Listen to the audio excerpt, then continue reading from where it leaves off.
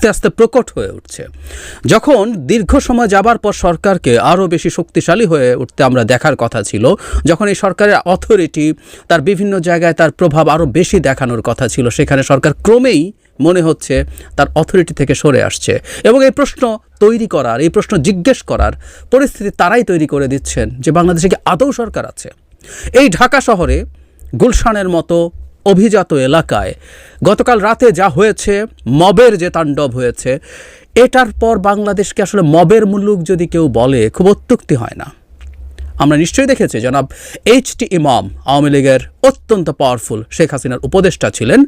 তার সন্তান, তার ছেলে তানভীর ইমাম সম্ভবত তার নাম, তার বাড়ি মনে করে, কারণ আমি পরবর্তীতে রিপোর্ট পড়তে গিয়ে দেখলাম যেটা আদৌ তার বাড়ি নন এবং উনি এখানে থাকেন না। ইনফ্যাক্ট তার বাড়ি হলেও বাকি, যেভাবে ঘোষণা দিয়ে অন ক্যামেরা কথা বলে তাণ্ডব চালানো হয়েছে, তারপর বাংলাদেশে আদৌ আর সরকার আছে কি না এই প্রশ্ন আসতেই পারে। আমি জানি না সরকারের মনে কি আছে, এবং প্রায় আমার ইদানিং মনে হয় কোনো একটা চক্রান্ত হচ্ছে যার সাথে ইভেন সরকারও জড়িত কিনা, সরকারের অন্তত একটা অংশ। আমি একটা রিপোর্ট পড়ি, বিডি নিউজ খুব বিস্তারিত একটা রিপোর্ট করেছে। সেখানে এরকমভাবে লেখা আছে, রাজধানীর অভিজাত এলাকা গুলশানের এক বাড়িতে তল্লাশির নামে মধ্যরাতে দরজা ভেঙে ঢুকে পড়েছে একদল ব্যক্তি, যাদের দাবি ওই বাড়ির সাবেক প্রধানমন্ত্রী শেখ হাসিনার উপদেষ্টা প্রয়াত এইচ.টি. ইমামের ছেলে তানভীর ইমামের। ওই বাড়িতে অবৈধ অস্ত্র ছাত্র জনতার হত্যাকারীরা লুকিয়ে আছে এমন অভিযোগের ভিত্তিতে সেখানে তল্লাশি করার কথা বলেছেন তারা।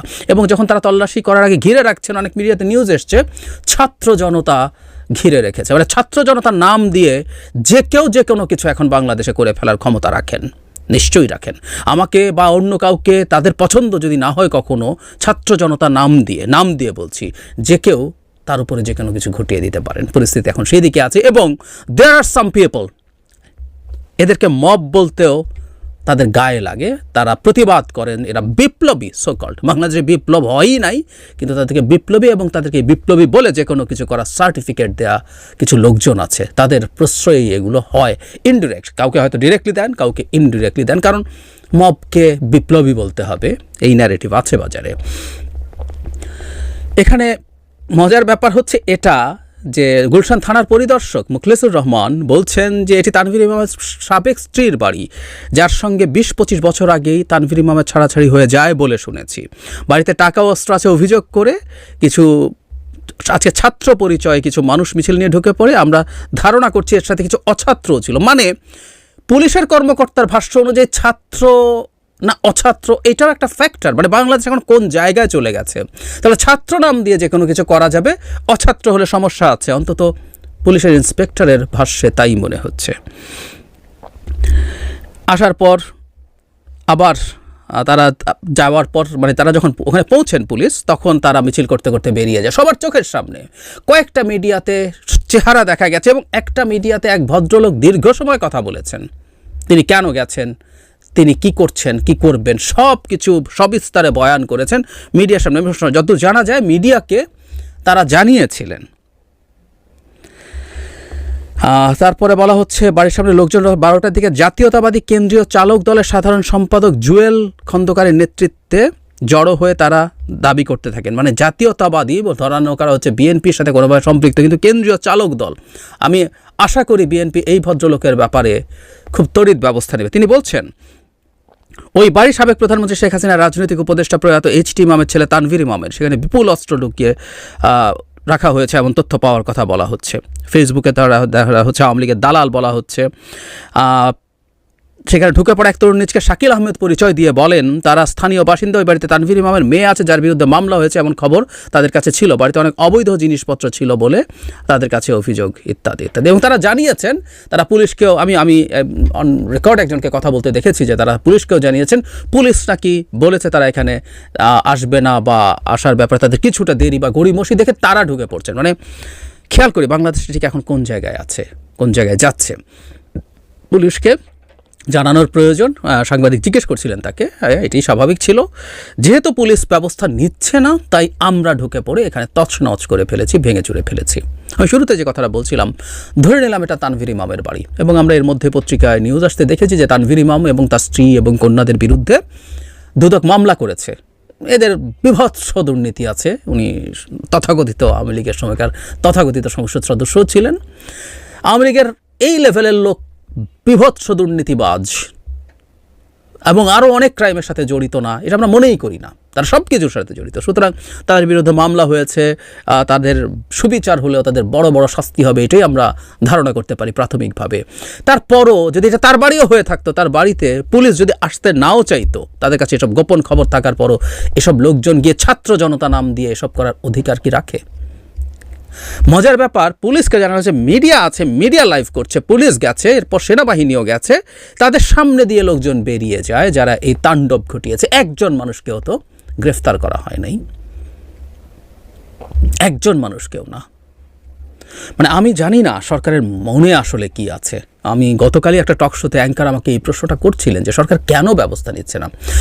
গতকাল এখানে কি অনেক বেশি মানুষ ছিল, বা এটা কখনো কখনো মনে হয়েছে কিছু কিছু ক্ষেত্রে এক ধরনের ধর্মীয় সেন্সিটিভিটি আছে বলে সরকার মনে করে, যেমন মাজারে হামলার ক্ষেত্রে, সেটা সরকার এইটাকে গুরুত্ব দেখাতে গিয়ে সরকার এক ধরনের গড়িমসি করছে। যদিও একটা সরকার যদি এসব ক্ষেত্রে ব্যবস্থা নেয় না নিয়ে থাকে, সে সরকারই থাকে না, সে সরকারই থাকে না। একজন না 100 জন মানুষের অধিকার, সেটা প্রশ্নই নেই। একটা রাষ্ট্রের, একটা সরকারের দায়িত্ব হচ্ছে প্রত্যেকটা মানুষের অধিকার নিশ্চিত করা। কিন্তু এখানে তো এমন কোনো বিষয়ও ছিল না। নাকি এখানে এইচ.টি. ইমামের ছেলের বাড়ি, এটা যদি অন্যায়ভাবে কেউ ভাঙচুর করতে আসে, সেটা ঠেকাতে গেলেও সরকার ভয় করছে মব আরও বিভিন্ন জায়গায় তৈরি হবে এবং সরকার বিপদে পড়বে। তাহলে সরকার থাকছে কেন? আসলে সরকার থাকছে কেন? এবং আবারও বলছি স্পষ্টভাবে যে কেউ, প্রচুর ফুটেজ পাওয়া যাচ্ছে, আপনারা দেখুন, বুক ফুলিয়ে দাঁড়িয়ে মিডিয়ার সামনে কথা বলছে, তারা কেন এগুলো করছে। শুরুর দিকে একটা কথা বলেছিলাম, ইদানিং এখন আরেক ফেনোমেনন তৈরি হয়েছে। দেয়ার আর সাম পাবলিক ইন্টেলেকচুয়ালস যারা মব শব্দটা আর পছন্দ করছে না।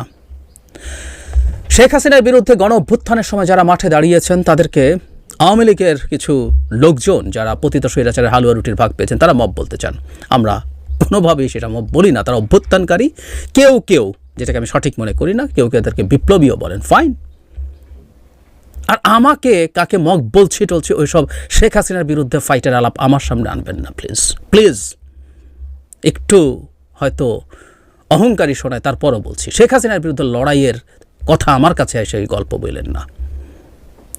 সেই সময় যে মানুষগুলো মব নন, যারা অভ্যুত্থানকারী, যে মানুষের ন্যায্য অধিকারের পক্ষে দাঁড়িয়েছেন, সেই মানুষও যদি কেউ কোনো দিন এইচ.টি. ইমামের বাড়িতে আমাদের তথাকথিত যে এদেরকে আমরা মানে মব বলার চেষ্টা করছি, মানে কেউ কেউ যাদেরকে বিপ্লবী বলছেন, এই বিপ্লবীদেরকে তথাকথিতই মনে করি, তারা বিপ্লবী নন, আবারও বলছি।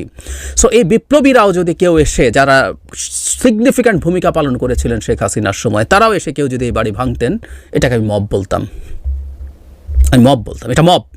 সুতরাং কোনো একদিন অভ্যুত্থান করেছি, বিপ্লব করেছি, তাদের ভাষায় যদি হয়েও থাকে, তিনি মব হয়ে উঠতে পারেন একটা পরিবর্তিত প্রেক্ষাপটে এবং পরিস্থিতিতে। এই মুহূর্তে আমাদের সরকার ক্ষমতায় আছে। শেখ হাসিনাকে খেদিয়ে আমরা ভারতে বিদায় করার পর আমাদের সরকার ক্ষমতায় আছে। আমাদের সরকার ইনএফিসিয়েন্সি থাকতে পারে, কিন্তু কখনোই আমরা এই কাজগুলো করতে পারি না।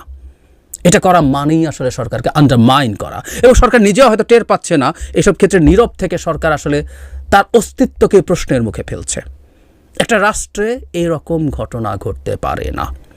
32 নম্বরের পর যখন একটার পর একটা 35টা জেলায় বিভিন্ন আওয়ামী লীগের নেতাদের বাড়ি ভাঙচুর হয়েছে, তখনও বলেছিলাম এটা সরকারের এক্সিস্টেন্সকেই প্রশ্নের মুখে ফেলে। এটা কোনোভাবেই মেনে নেওয়া যায় না, কোনোভাবেই মেনে নেওয়া যায় না। তাহলে আমরা এই প্রশ্ন করতে পারি যে কেউ কেউ চাইছে তো দেশে সরকার নেই, সরকার এফেক্টিভ না, সরকারের লিস্ট কোনো অথরিটি নেই, এটা প্রমাণ করতে, সো দ্যাট এখানে অন্য একটা কিছু আনার চেষ্টা করা যায়, অন্য একটা কিছু আসতে বাধ্য করা যায়। কিন্তু প্রশ্ন হচ্ছে সরকার নিজেও কি তা চায়? যদি না চায়, সরকারের কোনো রকম কোনো পদক্ষেপ আমরা কেন দেখছি না? ছাত্র জনতা নাম দিয়ে, ওর নাম দিয়ে, সেই নাম দিয়ে যা তা করে ফেলা যায়, যা তা ঘটিয়ে ফেলা যায়, সরকার তো পদক্ষেপ নেয় না। এখানে ঢাকার বুকে গুলশনের মতো জায়গায়, এবং আমরা নিশ্চিত থাকতে পারি গুলশনের মতো জায়গায় যখন এই ঘটনা ঘটে, এটার একটা বেশি ইম্প্যাক্ট আছে। জায়গাগুলো আমরা চাই বা না চাই, এটা এক ধরনের বৈষম্যই বলবো, এগুলো অনেক বেশি প্রোটেক্টেড এরিয়া। এই জায়গাগুলোতে নজর সরকারের বেশি থাকে, কারণ বিভিন্ন এলিটস, বিশেষ করে টাকার দিক থেকে, ব্যবসার দিক থেকে, পলিটিক্যাল দিক থেকে অনেক এলিটসের বাসস্থান এগুলো, সেই জায়গায় যখন এই ঘটনা ঘটানো যায়, তখন দেশের আইন শৃঙ্খলা এটা দেশের অন্য একটা দূরবর্তী জেলায় ঘটা বা ঢাকার কোনো একটা দূরবর্তী একটু পেরিফেরাল এরিয়াতে ঘটা ঘটনার চেয়ে অনেক বেশি গুরুত্ব রাখে। তাই ঘটেছে, তাই ঘটছে। এই প্রশ্ন আমাদের এখন আসলে করতে হবে। দেশকে আনস্টেবল অবস্থায় নিয়ে গিয়ে একটা ভিন্ন কিছু কি বহুবার বলেছি, ঘটানোর ক্ষেত্রে কি সরকারেরও একটা অংশ জড়িত হয়ে পড়ছে? এই প্রশ্নের জবাব আমাদের খুঁজে বের করতে হবে, কারণ এর সাথে আমাদের ভবিষ্যৎ গণতান্ত্রিক